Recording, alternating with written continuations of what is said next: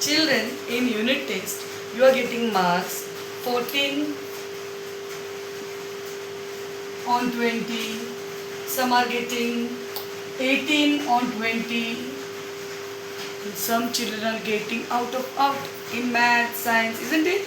20 out of 20. So, in these two fractions, I wanted to tell you first that the upper number is called numerator. This is called numerator. And in Marathi, अंश. मराठीत म्हणायचं अंश. The down number, the number below, this is called denominator. Denominator. मराठीत म्हणायचं छेद. Okay. आता मला सांगा, in this fraction or in this fraction, okay, the denominator is bigger and the numerator is smaller. छेद मोठा आहे आणि अंश छोटा आहे. याला म्हणायचं छेदाधिक अपूर्णांक. काय म्हणायचं? छेद मोठा आहे ना, म्हणून त्याला म्हणायचं छेदाधिक अपूर्णांक. In English proper fraction.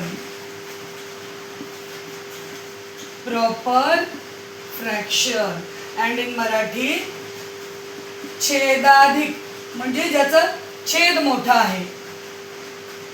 छेदाधिक अपूर्णांक. Why this is proper fraction, children? Because 20 में से 18 मिले, है ना? 20 में से 18 मार्क्स मिले. So ज़्यादा में से कम हमें मिल सकते हैं, ज़्यादा में से कम हम निकाल सकते हैं. But sometimes the fraction will be 7/5. 7/5. Now here the numerator is bigger. The numerator is bigger than the denominator. अंश हा छेदापेक्षा मोठा आहे. Then this type of fraction is called what? Improper fraction. This is called what? Improper fraction. मराठीत म्हणायचं अंश मोठा आहे ना, म्हणून अंशाधिक अपूर्णांक. मराठीत काय म्हणायचं? अंशाधिक अपूर्णांक.